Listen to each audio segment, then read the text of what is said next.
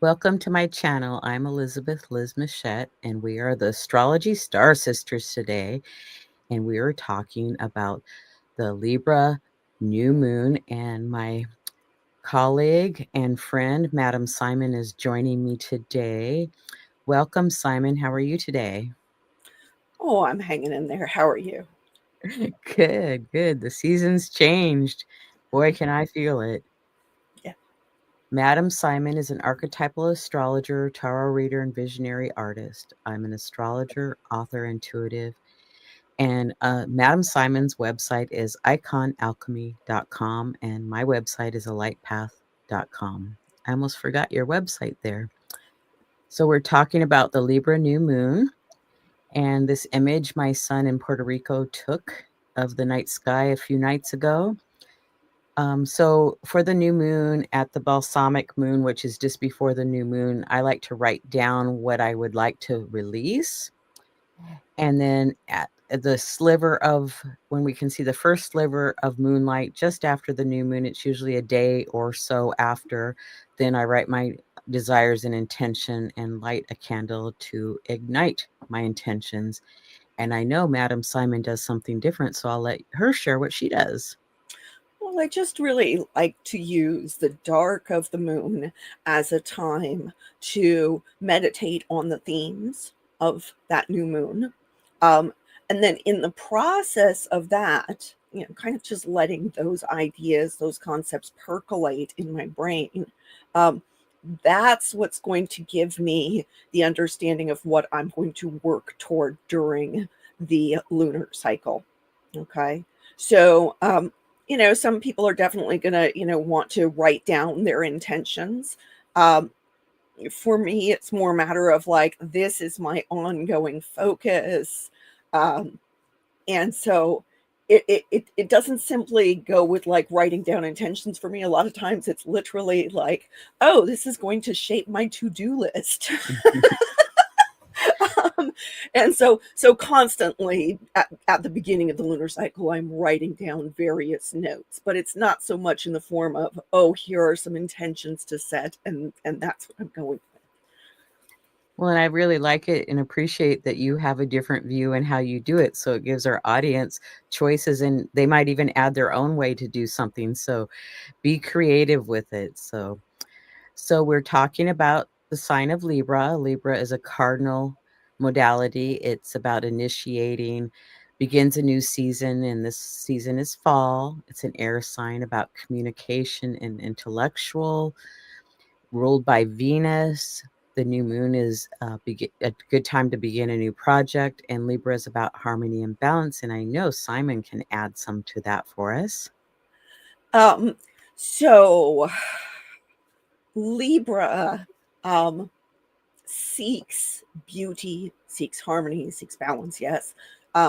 It seeks peace. Okay. Um and it's there's hmm, it's kind of paradoxical because while the sign is associated with peace, that's more what Libra is striving for, and therefore is easily thrown off balance when things are disharmonious. Okay. Um, so a Libra is more likely to be upset about disharmony or disruption than another sign might be. Okay.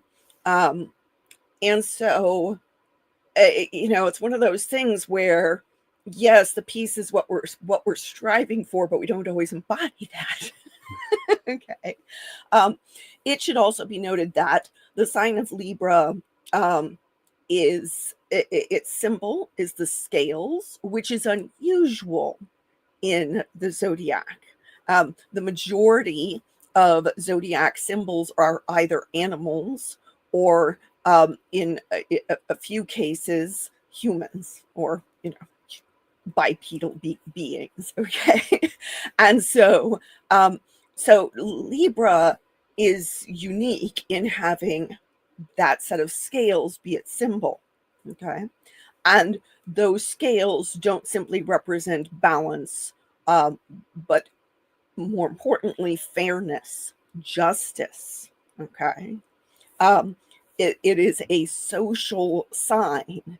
And so it's not enough to have things, look pretty. There is that underlying, what are the underlying social dynamics that create fairness and balance, which makes it an interesting precursor to Scorpio that really gets into underlying power dynamics. Thank you for sharing that. Very helpful. So we're going to look at the new moon aspects. The new moon is on October 21st at 5:23 a.m. Pacific Daylight Time. So that would be 2:25 a.m. Eastern Daylight Time. And the moon aspects are the sun is conjunct the moon. The moon is square Jupiter in Cancer and Pluto in Aquarius.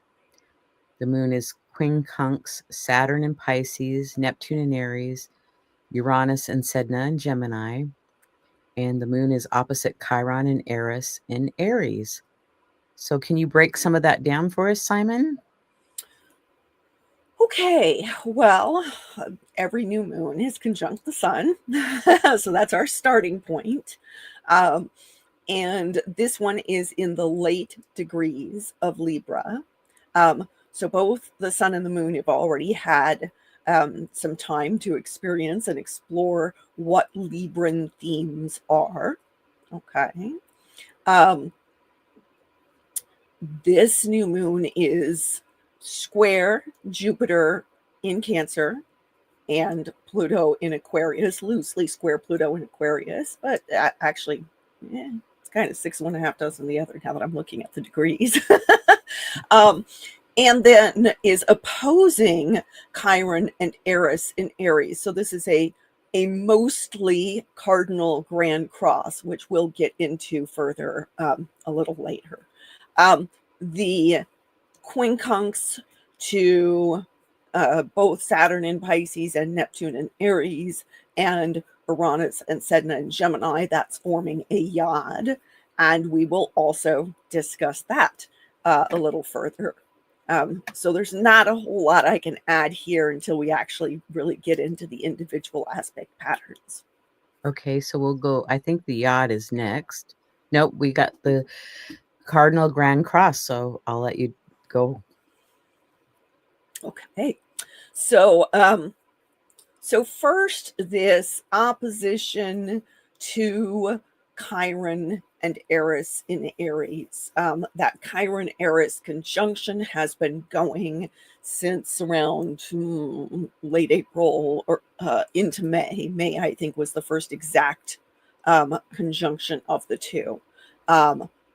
And they've just, as of the time of this new moon, they will actually have done their second pass at the conjunction. Okay. And the third one is happening at the end of February, along with the big old Saturn Neptune conjunction in Aries at 0 degrees of Aries. That is kind of the big astrological to do. And we'll be talking about those more both in February, I'm sure, maybe late January, but we'll be back to talk about that. But go ahead. Right. So, keep in mind that these are slow moving bodies. Okay. Eris has a very slow orbit. Eris has been in Aries for all of my life. I believe went into Aries in 1927, if I remember correctly.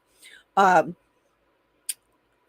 so when we're looking at Aries themes can relate to our independence, our executive function, our ability to be decisive and bold and courageous.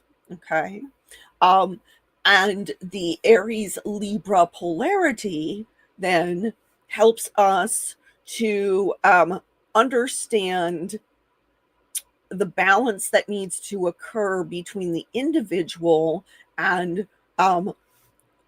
others within relationships. Libra is very much concerned with relationships. Okay. So already when we've got an opposition going on there, some of us may struggle in terms of our sociability.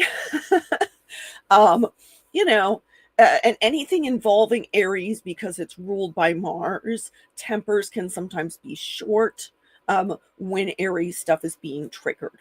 Okay. Chiron in Aries has been showing us where we may not feel like we are up to the task of being bold and brave and capable on a very individual level. And it's one of those things that we can very much want to be in relationship with others, but until we are in good relationships with ourselves, it's very difficult to have a truly fair and balanced relationship with somebody else. And so this opposition is likely to bring those kinds of issues to the forefront. Eris, being named for a goddess of discord, can add to the friction involved here. Eris is very good at calling out hypocrisy, likes to take stuffed shirts down a peg, okay, but also likes to stir up trouble just to kind of watch the fur fly, okay? And so it's important to be aware when we've got an opposition like this, especially one that's involving the moon and therefore is going to involve our feelings, right? That we're not just stirring the pot for the heck of it. Tempting though that may be sometimes. The moon in Libra has social instincts and wants to make things peaceable, kind, harmonious, is concerned with what other people think, okay, or what other people are feeling in addition to our own feelings. Libra can be very good at seeing multiple sides of a situation, which can also give Libra this reputation for being indecisive or unwilling to take a stand and support one particular thing, but it's really because Libra is trying to understand where everybody's coming from and be fair and kind. The problem is that if our sense of self is not well developed, if our sense of self-worth is damaged in some way, which that's what that Chiron and Aries can relate to, then it's really easy for the desire for peace and harmony to result in, kind of, oh, I'm going to step aside. I'm going to not have my needs matter as much as, placating somebody else. And we can become doormats in the process. And the problem with that is that, well, people pleasing looks good on the surface, right? It makes everything pretty for a little while. But the problem is that when you keep sweeping resentments under the rug, pretty soon you get a big old bump under that rug and it's going to trip you up, right? So it's really important for us to remember that we should not simply negate our own needs in the name of being fair, because that's not actually fair. Okay. And at the same time, we don't want to overcompensate, right? And get all, cranky and aggressive where there's no need to. Okay. So this is definitely a big old balancing act. And Jupiter and Pluto in the mix make it more intense. Pluto makes it more intense. Jupiter makes everything that he touches bigger. Now, Jupiter certainly is going to, try to be optimistic, right? To keep the faith and, say, yes, we can do it. We can make things work out. We can have peace and harmony.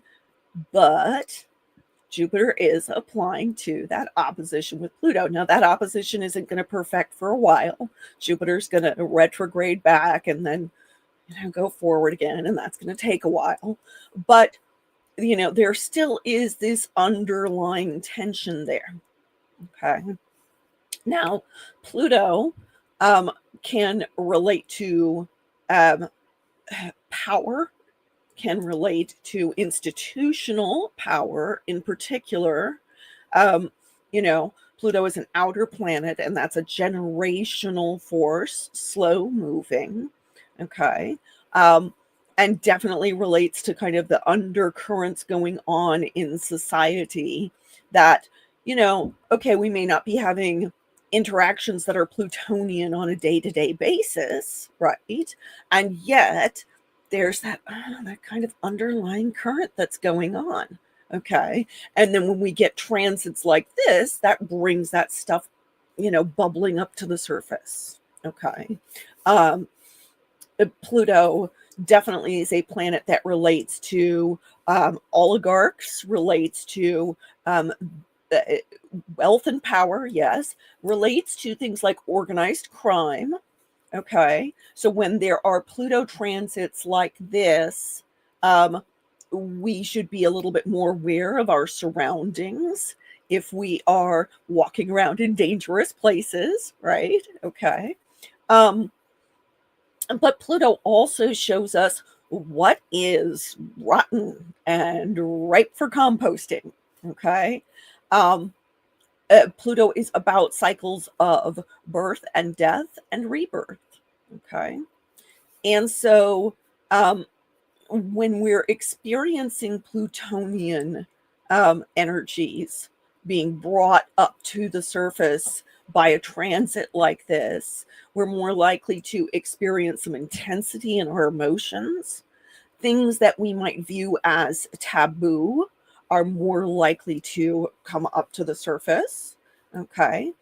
And then when we've got Jupiter in this, it's a loose opposition, but it's going to be in effect for a while, right? It's like I said, with that retrograding back and forth. One of the things that Jupiter does relate to is authority. Okay. Jupiter and Saturn are both authority figures among the planets. We'll talk about Jupiter's relationship with Saturn in a little bit. But here, there is this, Jupiter is king of the gods, right? And so, he's bold and enthusiastic. He wants us to expand our possibilities, to open up, broaden our minds. But one of the things about Jupiter is that as a planet that brings opportunities, that brings fortune, okay, whether that's good fortune or bad fortune, he's trying to bring good fortune, but all of this is ultimately dependent on us. And if we're doing things that are, we might think are good, but that are at cross purposes to a fair and balanced society, then Jupiter's authority is simply going to magnify that. Okay. And so, we can see there are Jovian figures who are genuinely kindly, right? But there are also authority figures who, even if they think they're doing the right thing, they may be doing a lot of harm to other folks.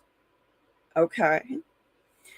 And so when I see this Jupiter-Pluto opposition, this brings to a head questions about what in our authority and our government and our leadership is rotten and ripe for composting. Okay. And Well, we can certainly look at that on that big societal level when we want to bring it back to a personal level, which, the sun and the moon both can get pretty personal. Okay. Then we need to be asking ourselves, what is our relationship with authority? What is our relationship with faith? Okay. With belief? When we've got the sun square Jupiter, that can correspond to some braggadocio, to people getting too big for their britches, and egos getting inflated, right? And now when we've got the sun and the moon, then there's that ego and our emotions and our instincts and our knee-jerk reactions getting potentially blown out of proportion. And so when it comes to our relationships and our interpersonal interactions, we go back there to that Aries Libra polarity. And now something that makes us act a little too big for our britches or get, have our reactions or interpretations of others' reactions blown out of proportion. Now it's going to be harder to find that balance between the personal and our relationships, whether they're one-on-one relationships or larger social relationships. So this is challenging stuff. At the same time, one of the things about these kinds of challenging configurations is that they remind us not to get complacent, not to take things for granted. Okay. And that includes not taking our relationships for granted. Oh, that was well said. And the Grand Cross, I like to look at it also as a crossroads. And it's like our attention might be at point A, and then, but oh, wait, you almost paid attention to A. Now it's time to pay attention to B, and then wait, now C, and then D. It's like it's pulling our attention in 4 different directions. And we have it on the slide here that Pluto is in a fixed sign, so it's the other three points are in a cardinal sign, so it's a cross sign, cross modality, but it's still within orb. Okay, here's the yod, or the finger of God, that Simon mentioned earlier, and I'll let her jump in. Okay, so the finger of God, or the yod, effectively what happens in this configuration is that we have the sextile planets at the base are then pointing via the quincunxes to the planet or planets at the apex of the yod. Okay, hence that finger name, right? There's a point poking at those planets, and that in turn can put pressure on those apex planets. Okay, so the planets that are sextile, that would be Uranus and Sedna in Gemini, are sextile Neptune in Aries. Okay, and so Neptune in Aries is has been encouraging us to come up with new visions. Okay, Neptune very much is about big vision, is about imagination. Okay, also can relate to our spiritual leanings, to our awareness of the interconnectedness of all life, which is really interesting for Neptune in Aries. Aries being such a sign that is so identified with self. Okay.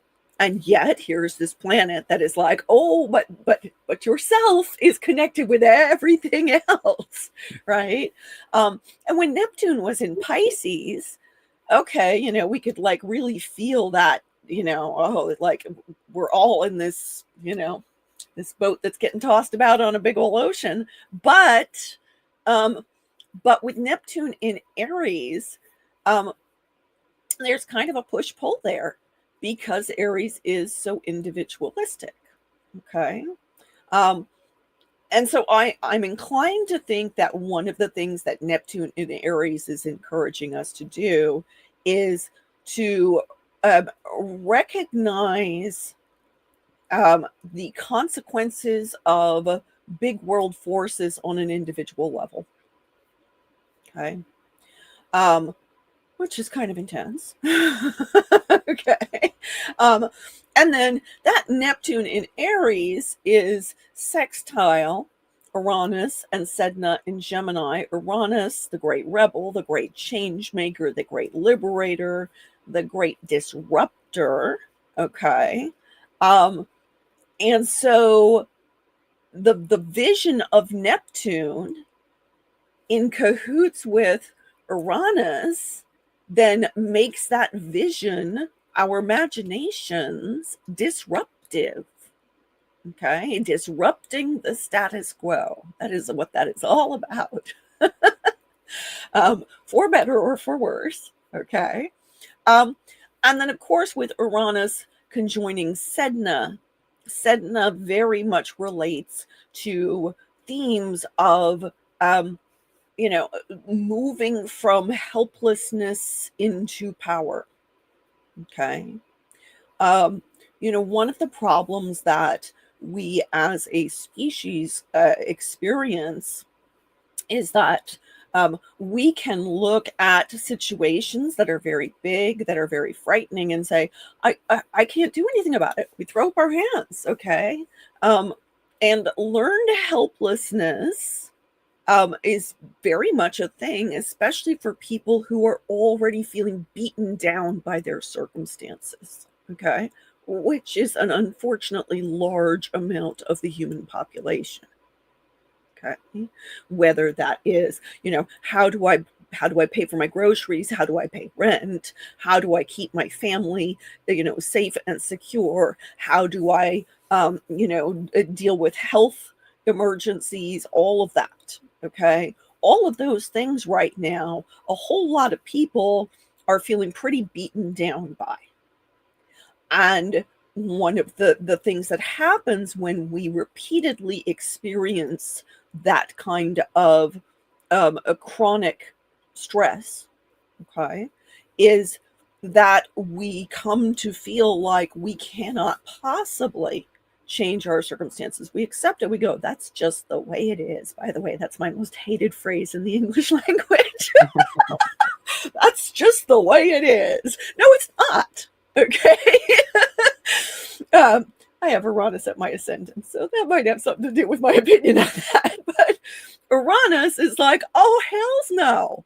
Okay, that is not just the way it is, and we're gonna do something about it. But that's going to take this big Neptunian vision, okay, and the willingness to recognize where we felt beaten down. That's Sedna energy, but Sedna starts as a victim and then becomes the queen under the sea.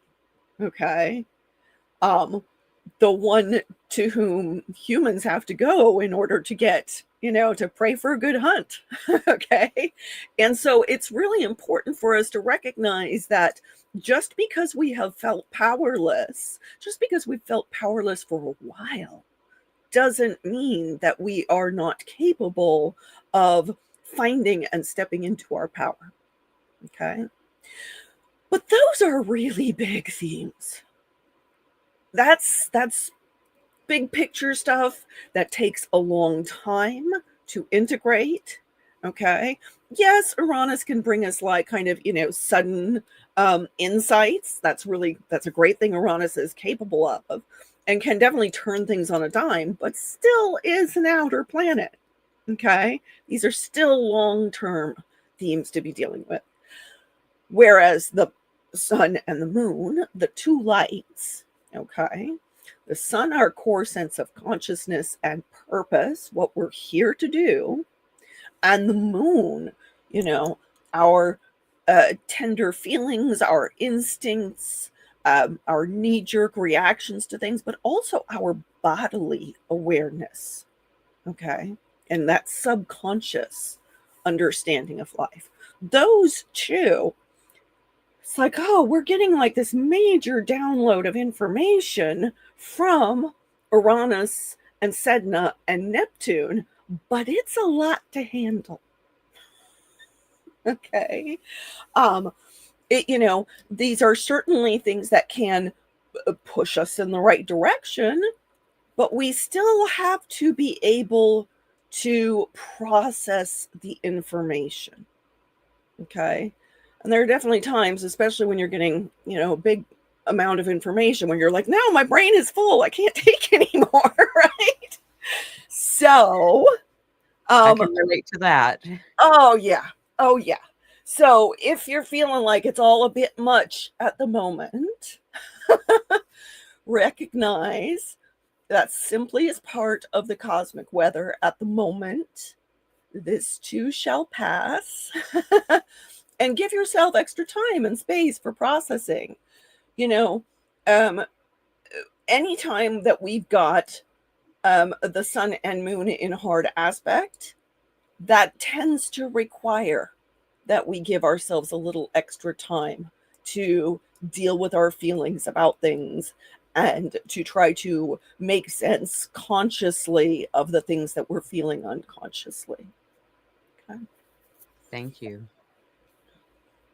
So we're going to go on to the water grand trine between Mars and Mercury to Jupiter and Saturn. Go ahead, Simon. Okay, so Mars is domiciled in his home sign of Scorpio. This is using traditional rulerships as opposed to modern rulerships. And so this is an empowered Mars. Okay. Scorpio is Mars's nighttime home. That Chiron and Eris and Aries that I talked about before, they are in Mars's daytime home of Aries. Okay. And the difference between the two is that, an Aries Mars is very impulsive. Okay. Quick, can have a hair trigger temper, but also can, as soon as they've blown up, then they move on. Okay. Mars in Aries doesn't actually hold a grudge. Okay. Mars in Scorpio most certainly holds a grudge. And remembers everything. Remembers, yes. Aries is a fire sign, is concerned with action, but Scorpio is a water sign concerned with our emotions and our intuitions. And it's fixed water, it's deep water. It's like, the depths of the ocean, the Marianas Trench with the sea monsters lurking in it. Okay. But also can freeze up like an iceberg. Okay. With an appropriate, iceberg level of stuff beneath the surface. Okay. Mars in Scorpio is intense, is focused, can be ruthless. Okay. But also think in terms of, when Mars is doing what Mars is supposed to be doing, I will use the words of Amari Martin here. Mars is like a good bodyguard by your side. Okay. He helps protect you from what you don't want and helps you to get what you do want. Okay. And so if we're looking at, kind of that beneficial side of Mars in Scorpio, this is some serious power to help us get what we want. Now, does that mean that we actually should do that? That's a whole other matter. Okay. But here we've got Mercury has come up, sidled up to Mars, and now at the point of the new moon is just within a degree past Mars. Okay, so they're still conjunct. Okay. Mercury governs our thought and communication, right? And so here is this logical ability, mind you, in an emotional realm, okay? But it's now aligned with our willpower and our capacity to act, okay? And so this combination even without the grand water trine going on, just that combination of Mercury and Mars together in Scorpio, that is very focused, willpower, that has intelligence behind it. Our communication is in alignment with our actions. Now, do recognize that the Scorpion has a sting. Okay. And so Mercury in Scorpio is not necessarily going to be very nice. Okay.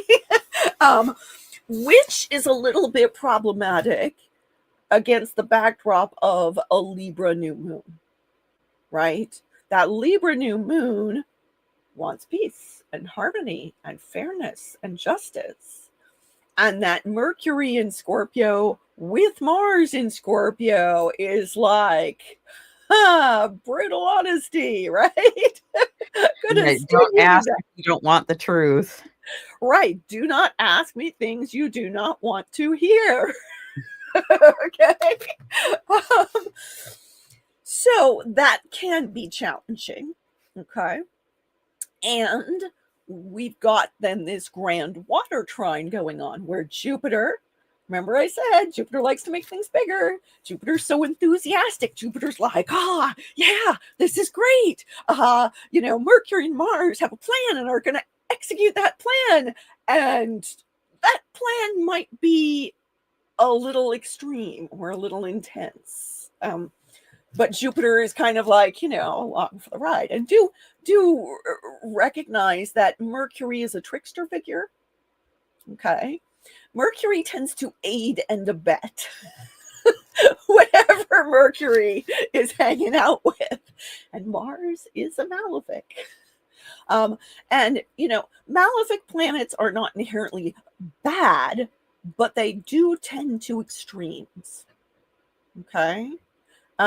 So this combination of these two personal planets in an intense sign at a new moon,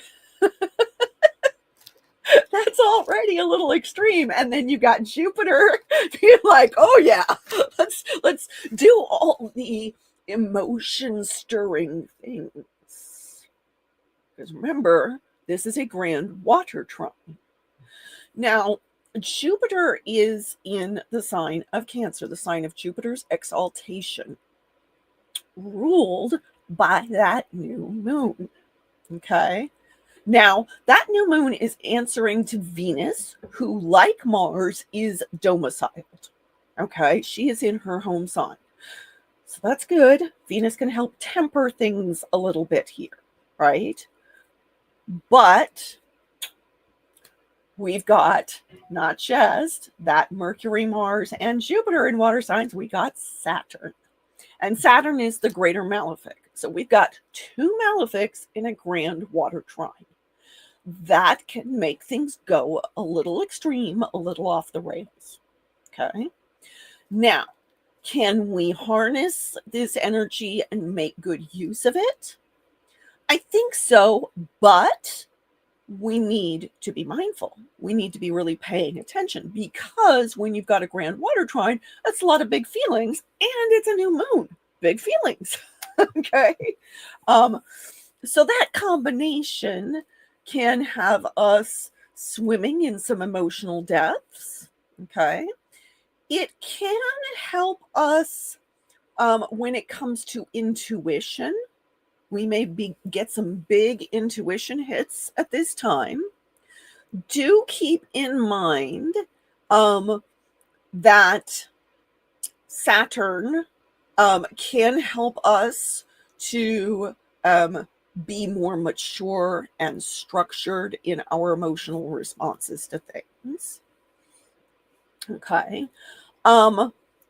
But one of the potential hazards that I do see here is that Scorpio can be prone to being suspicious, okay?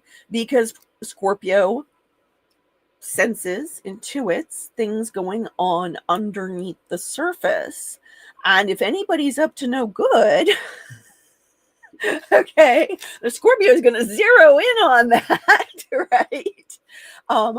And because Mercury is in Scorpio here, that gives our minds a, kind of a direct link to that kind of intuition.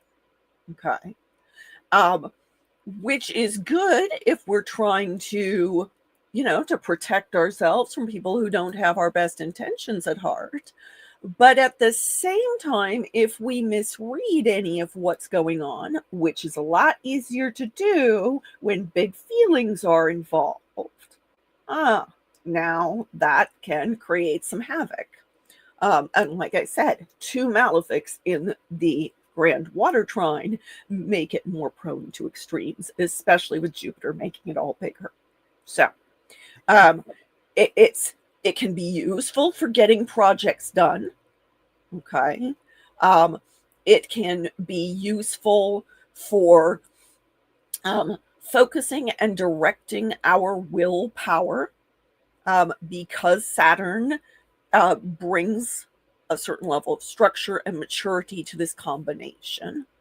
And so I do feel like, for those of us who are doing intention setting, that can be very useful. Okay.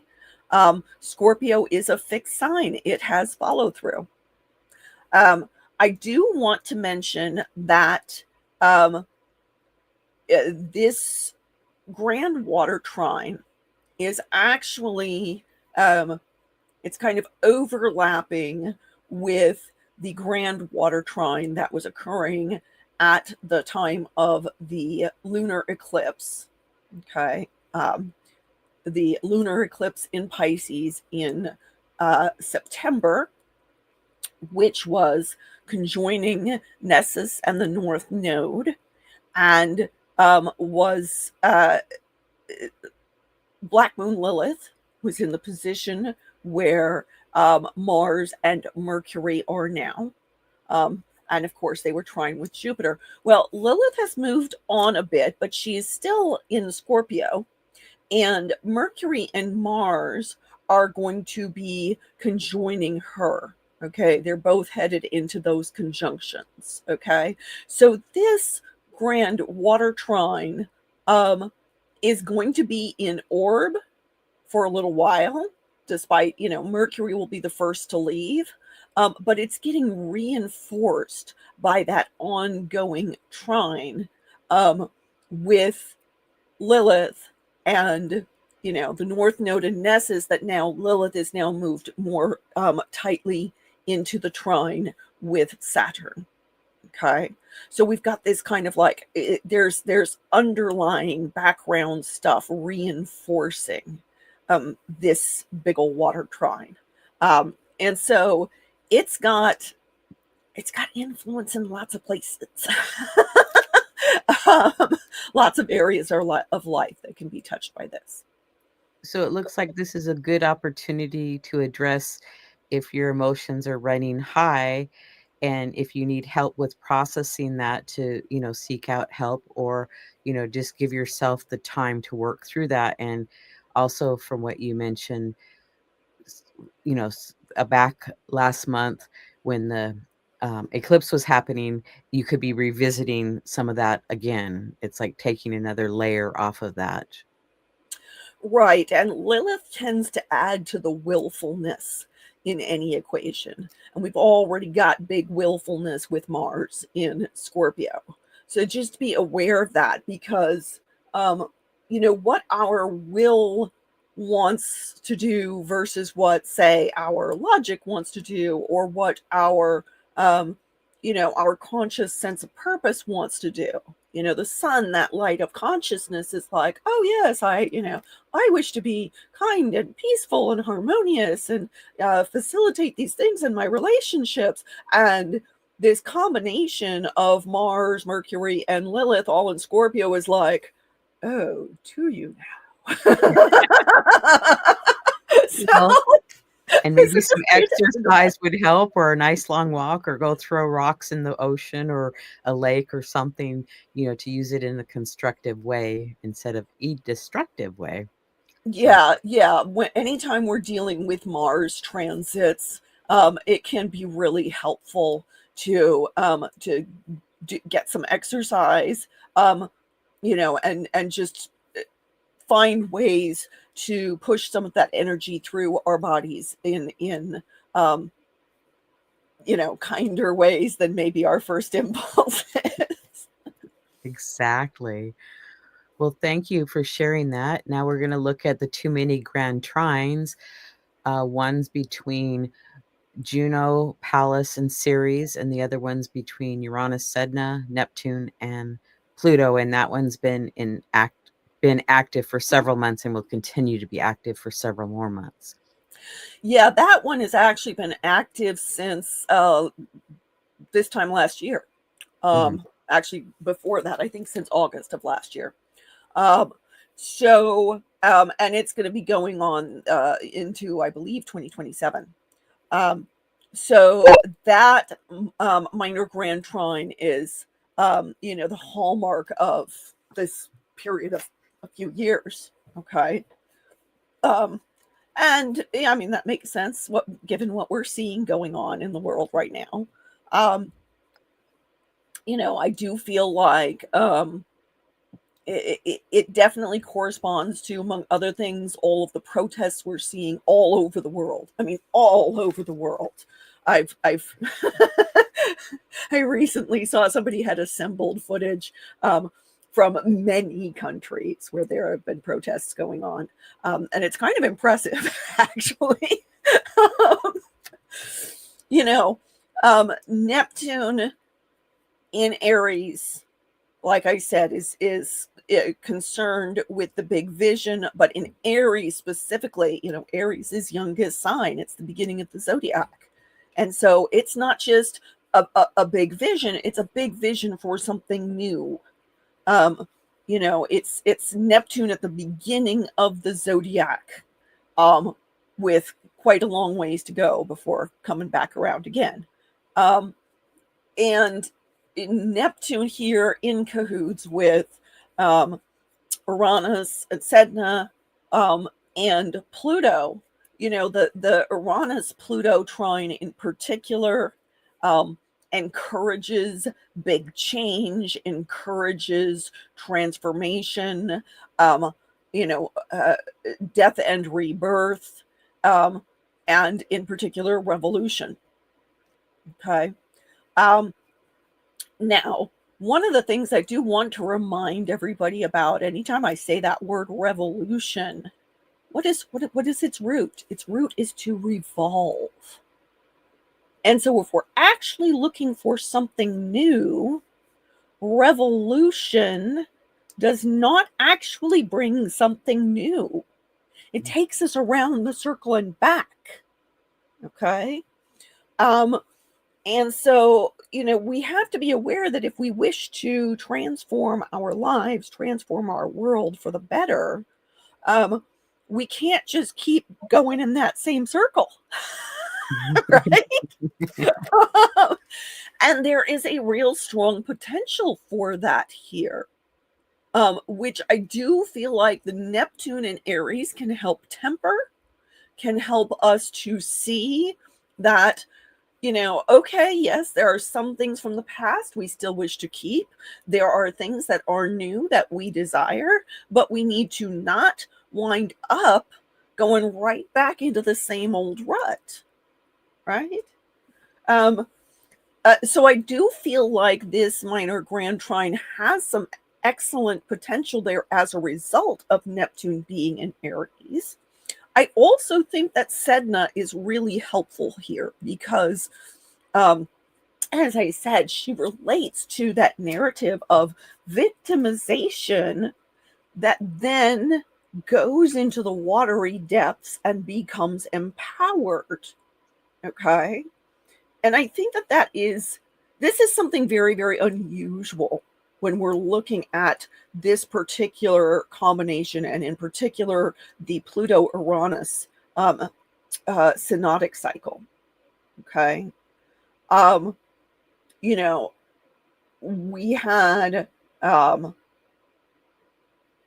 Pluto and Uranus conjunct in the 60s, that sparked, this whole wave of social upheaval. I think it was 2011, 2012, we had Pluto squaring Uranus. Okay. Um, and that, I think, actually that extended on toward 2020, if I remember correctly. It's now, let me think, 2020. No, it wouldn't have been 2020. Yeah, so it extended for at least a few years, I think. But now we've got this trine as opposed to the hard aspects. The hard aspects, it's like, oh, that's some really intense upheaval going on there. The trine, there is more flow between them. Now, that doesn't mean that things aren't intense. Okay.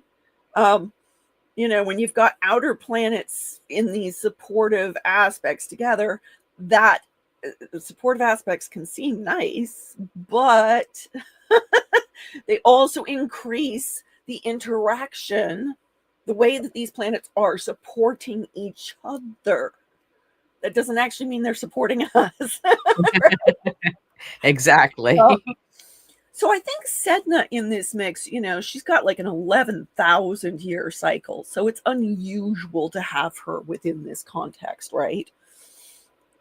And I feel like she is our reminder about not simply doing the revolution and having us arrive right back at the same place. Sedna's story is one of transformation, and she does not go backwards. Okay. So that's all I'm going to say on that one for right now. The minor grand trine with Juno in Sagittarius, sextile Pallas Athena in Aquarius, and Juno trine Ceres and Pallas sextile Ceres. Ceres in Aries, which is ruled by that Mars in Scorpio. Okay. So that Ceres has some will, behind her. That said, she is retrograde. Okay. And so she's in that position of reconsidering what nourishes us, us on an individual level, because she's an Aries. Okay. What nurturing to us actions can we take? And note, when I say nurturing, I mean, we've got a lot of social baggage around that particular word. But nurturing when you're an Aries, it's not the same as nurturing in, say, Cancer. Okay. Exactly.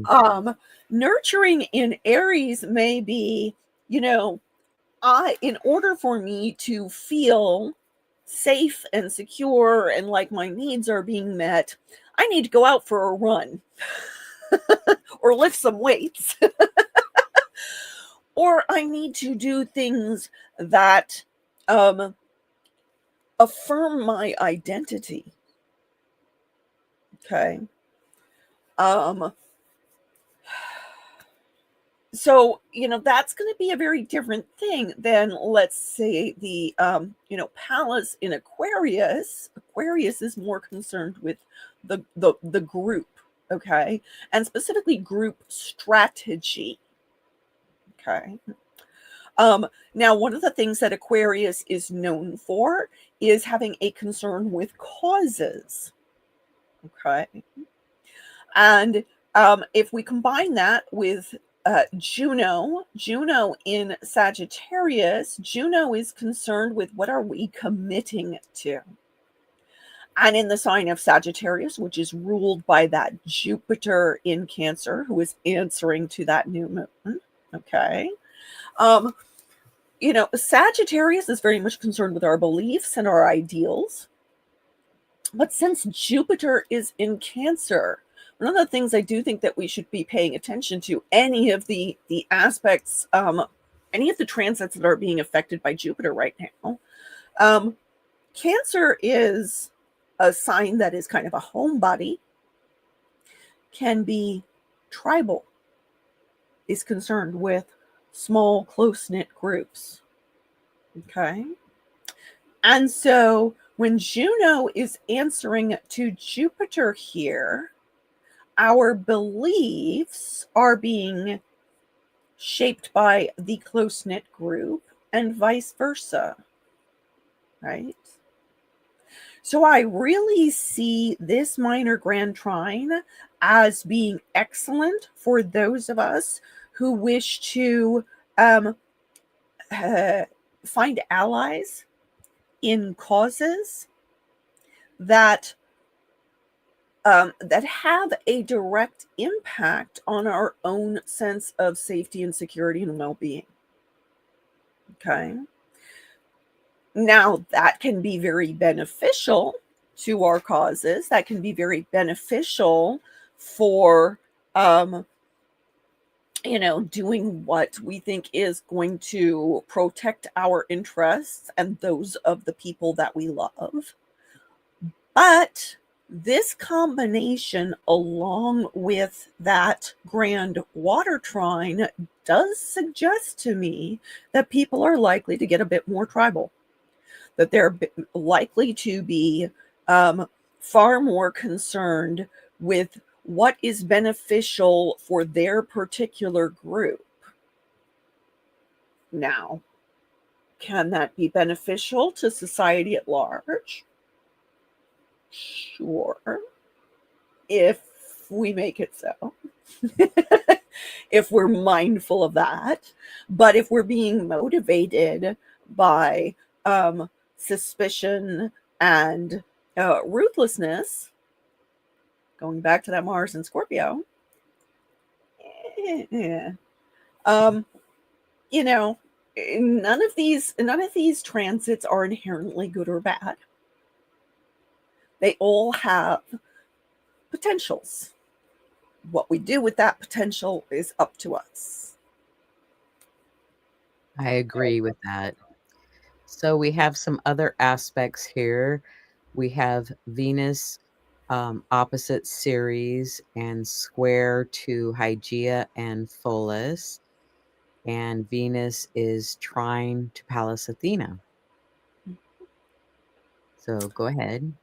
So, Pallas in that minor grand trine was it was getting a little backup there, right?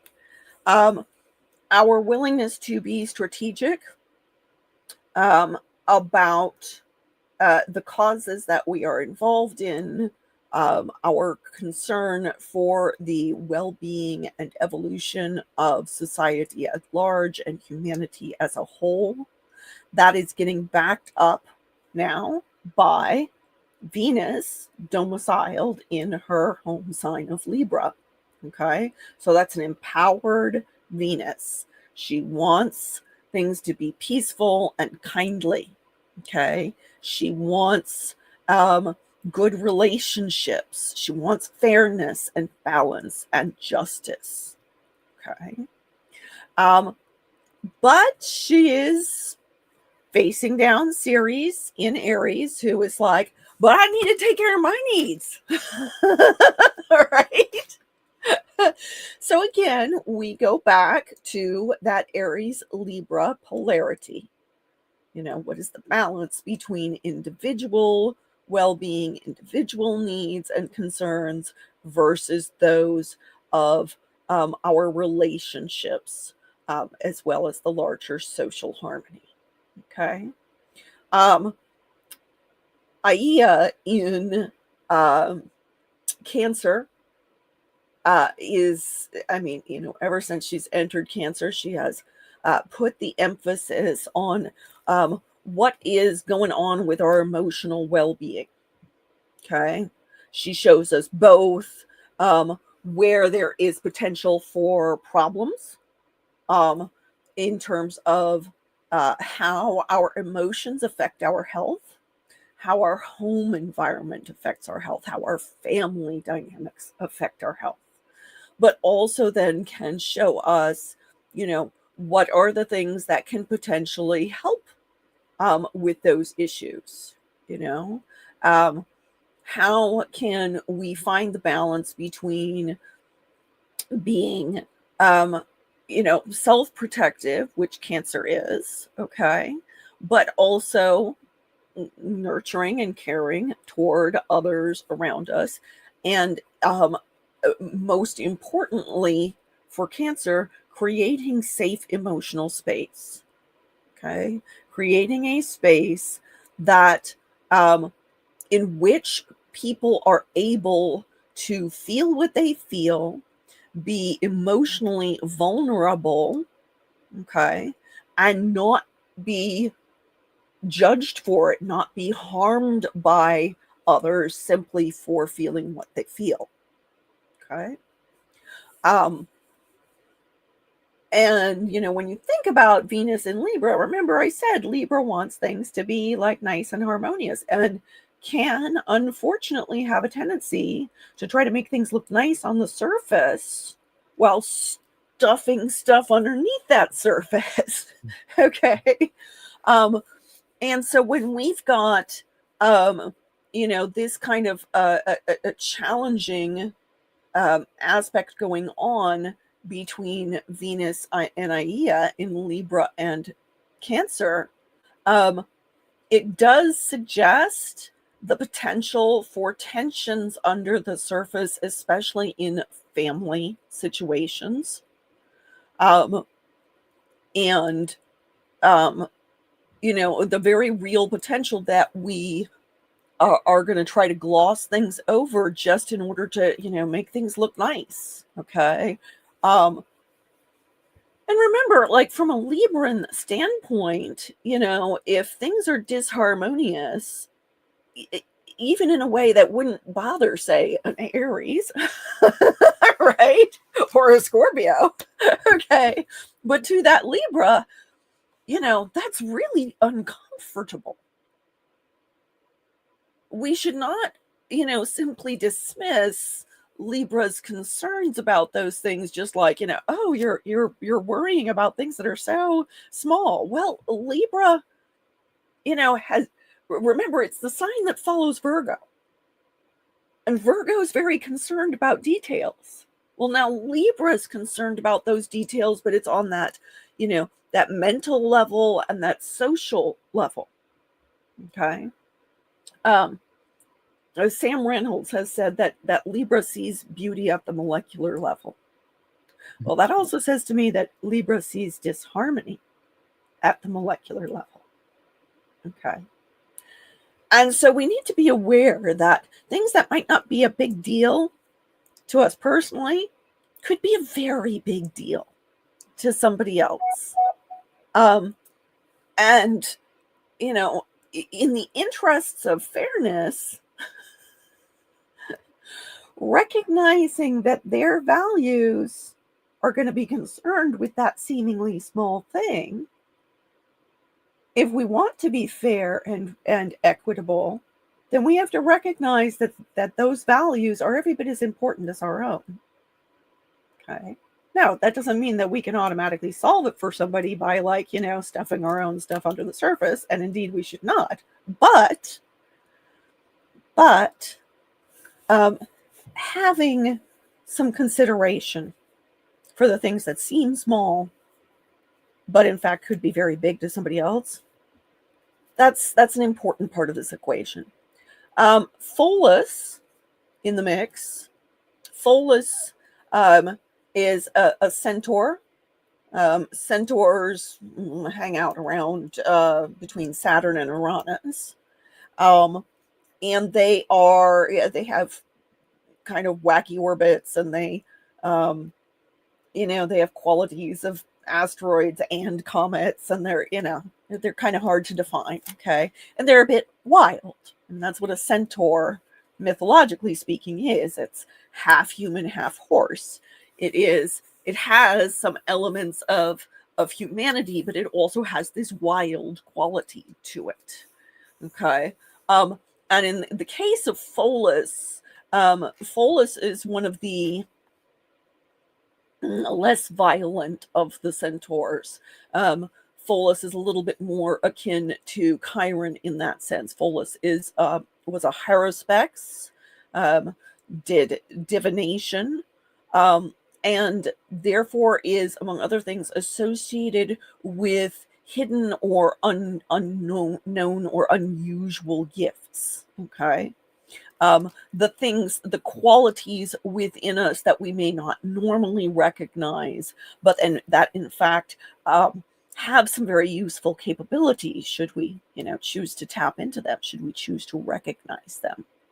Okay. And so that suggests that we may need to get creative in figuring out how to balance these concerns of, the needs of self via Ceres and Aries versus, our social and relationship values of Venus in Libra, and at the same time recognizing what may be, emotionally sensitive under the surface within our close knit groups via.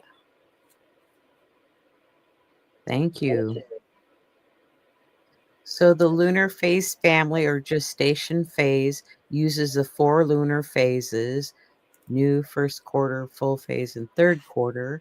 And we're at the new moon in Libra here on October 21st, 2025. Then the first quarter will be July 21st of 26 at 28 Libra and 43 minutes. The full phase will be April 20th, 2027 at 0 degrees Scorpio, 36 minutes. The third quarter phase will be January 18th of 2028, again at 28 Libra and 13 minutes. So this phase family crosses a sign at the full phase, but it's really close. But all the other ones are at 28 degrees Libra. So you can, if you do affirmations or write down what is going on for you around the new moon time and you're starting a new project, you can kind of track it through these phasal families. And sometimes it's really fun to go back and see what you started and how it's progressing. Then the yearly lunar phase, we're at the Libra New Moon, the beginning, and then the full moon will be April 1st of 2026 at 12 degrees Libra and 21 minutes. So also what you begin at this new moon possibly could show some results at the full moon, or you may ask yourself, do I want to proceed with this, or put it aside for another time. And from month to month we have new moons, so there's like 3 different cycles to look at of how fast we can manifest something. Anything you'd like to add to the phasal families? Well, Madam Simon, I want to thank you for joining me today. It's been great doing a show with you, as always. And I want to thank our audience that's joined us today as we've been filming this, and all those that come back at a future time. Thank you for your support. We appreciate it. And Simon's going to share about her Patreon page.